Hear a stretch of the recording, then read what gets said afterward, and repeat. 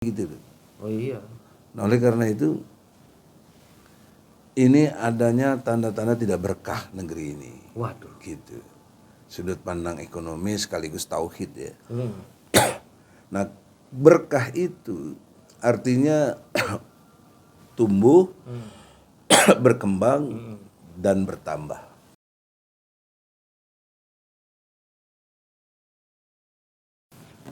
Assalamualaikum warahmatullahi wabarakatuh. Jumpa lagi dengan Egi Sujana Channel Cerdas Berani Militan CBM. Wah, kacamatanya selalu keren. Dimanapun di dalam ruangan tetap pakai kacamata yang keren ini. Iya, insyaallah.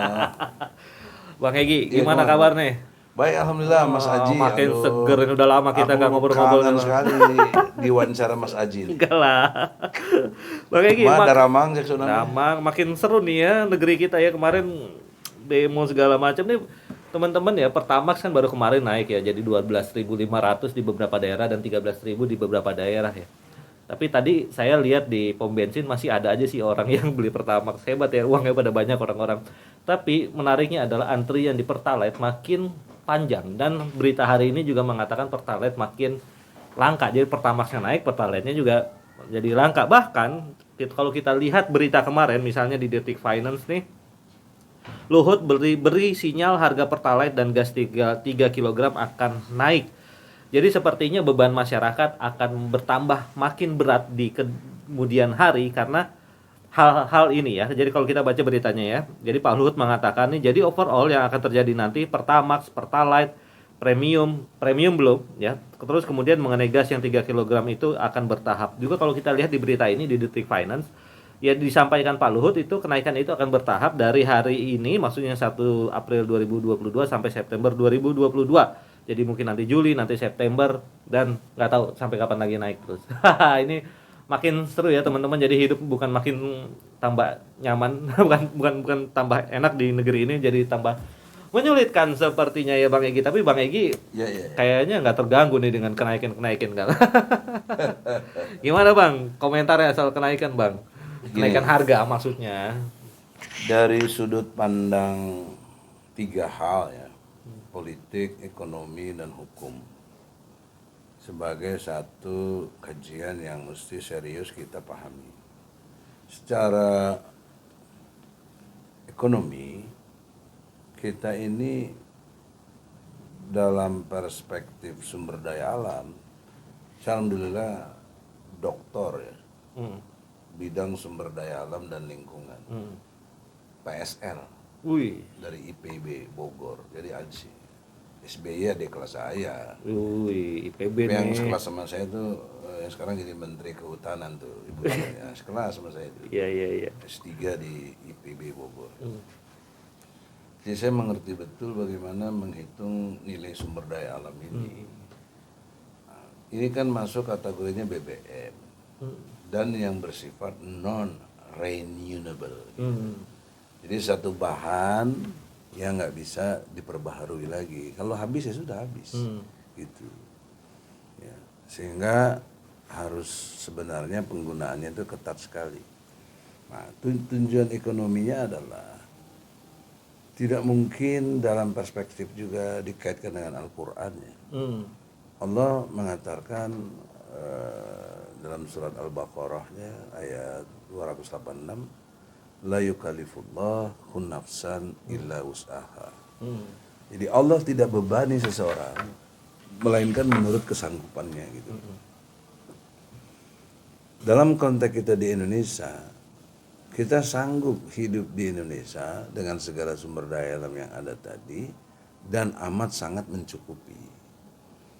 Dibandingkan Arab Saudi sekalipun ya, yang relatif jauh lebih kecil dari kita mungkin 10 kali lipat dari Arab Saudi ini ya, dari segi datarannya, luasnya, dan sumber daya yang ada.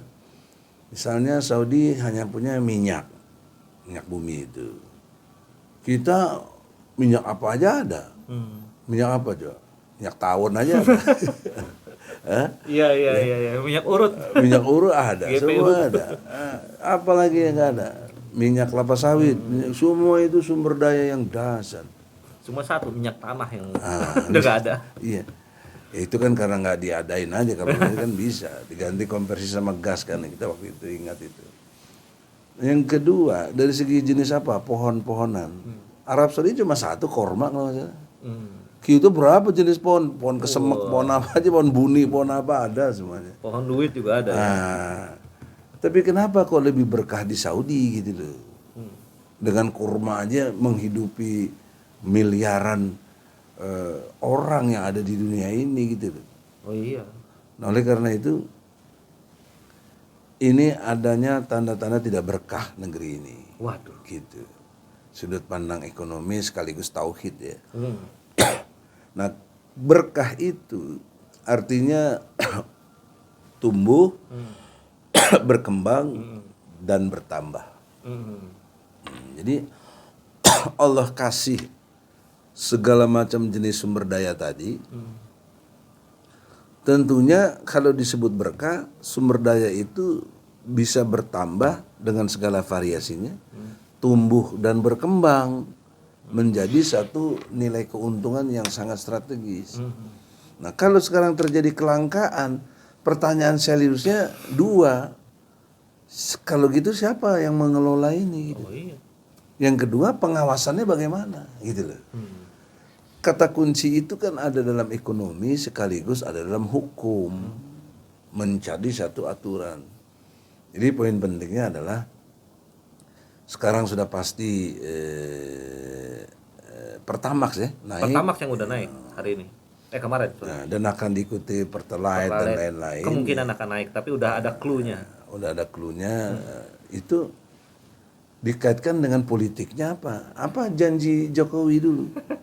Waktu berjanji, gitu kan. Dan juga yang menyedihkan waktu zaman SBY, saya ingat betul tuh, sampai dramatiknya luar biasa tuh. Oposisi saat itu. Iya, waktu itu Puan Maharani, Ibu Megawati, ya, sampai menangis itu, dengar atau menyaksikan naiknya BBM. Waduh. Kok sekarang kemana? Kok nggak nangis? Ya. Ya, padahal dia lagi berkuasa, mestinya tegur. Yang menaikkan itu. Yang menaikkan itu karena dia kan tugasnya memang pengawas dari presiden.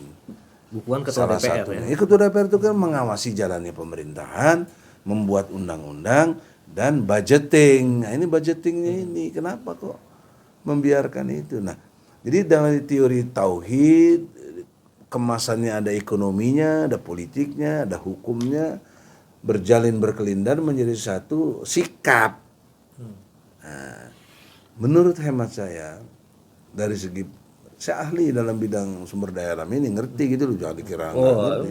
Oleh karena itu nggak pantas naikin tuh, nggak pantas itu hitungan-hitungan itu dari mana? Apalagi di tengah situasi harga minyak dunia turun, kan anomali gitu loh. Kok di sana turun kita naik? Kan mestinya kita lebih turun lagi karena kita produsen. Kita punya banyak sumber minyak. Betul Bang, betul. Kok malah jadi impor? Nah, saya mendengar zaman-zaman itu ada kartelnya ini yang apa namanya? Gitu. Karena dengan impor-impor ini malah dapat duit gitu. Ya, termasuk gula, garam, gandum, kedelai dan lain sebagainya yang berkait dengan sumber bahan pokok kita malah. Jadi la yukallifullahu nafsan illa usaha itu diingkari gitu. Itu yang disebut dengan kufur nikmat. Nah, maka logika berikutnya nggak bisa alasan ekonomi, alasan politik, alasan hukum apalagi untuk dijustifikasi perlunya naik BBM. Betul. Nggak perlu. Nah, itu poin pentingnya. Ya, terus apalagi kira-kira? Ya, sementara Bang ya, kalau kita tahu ya kalau udah harga-harga BBM itu naik, pasti yang lainnya ikut naik nih. Kan kalau harga BBM naik, biasanya harga-harga yang lain juga ikut naik, dan itu akan menambah berat beban untuk masyarakat. Padahal tugas tugas ulil amri. Ya, Iya. tugas presiden lah. Tugas presiden. Fokus. Itu apa sih sebenarnya, Bang? Ini ternyata Bang Egy ternyata pakar sumber daya alam juga. Jadi Ini memang dokter saya di situ. dokter, jadi ternyata ahlinya banyak nih ya. Ngomongin agama oke, ngomongin hukum oke, sumber daya alam oke. Apalagi insya Allah. Ya, Jangan-jangan nanti kalau jadi presiden nggak perlu staf ahli lagi nih. ya tinggal pelaksanaannya. Lo kerjanya. Ya, udah ngerti. Seorang pemimpin ya, ulil amri kalau di Islam itu ya punya tanggung jawab terhadap kesejahteraan rakyatnya ya. Ketika rakyatnya mengeluh misalnya ya harusnya didengarkan dan dibantu apa keluhannya itu, dicoba diselesaikan. Dan ini soal kenaikan harga BBM ini bukan tidak mungkin bahwa ini akan mengerek kenaikan harga-harga bahan pokok yang lainnya, bahan pokok tepatnya, bukan yang lainnya gitu. Nah ini kan harusnya apa sih Bang idealnya seorang presiden itu di saat harga-harga naik ini? Gini, dalam perspektif 3 hal tadi, politik, ekonomi, hukum, nah, masuk lagi sebagai bahan penilainya dari segi tauhid ya. Itu konsep dasarnya presiden mesti tahu diri gitu. Tahu diri. Itu pokok dasar dulu. Artinya jangan sok-sokan, sok belagu, sok apa gitu loh. Jadi oleh karena itu di dalam kesempatan ini saya menyatakan dalam perspektif tidak tahu dirinya adalah ketidakmampuannya. Ada dalam filsafat itu dia tahu bahwa dirinya tahu. Ada juga dia tahu dirinya tidak tahu. Nah yang parah ini dia tidak tahu bahwa dirinya tidak tahu gitu loh. Nah, itu problem serius yang sangat serius itu. Nah, jadi konsep tahu diri itu maksud saya dia ngerti dong bahwa dia dirinya tahu nggak gitu loh. Kalau dia tidak tahu ya harus mau diberitahu gitu. Itu masalahnya. Kita nggak persoalkan Jokowi itu bagaimana dan apa. Dia real hari ini presiden yang sah, nggak boleh diganggu gugat, nggak boleh digobrek-gobrek dalam pengertian kalau dia on the track benar. Tapi kalau dia nggak benar ya boleh dong. Kan kita ada hak berserikat, berkumpul, nyatakan pendapat, kritik. Ah ini saya bagian dari kritik yang sifatnya lisan.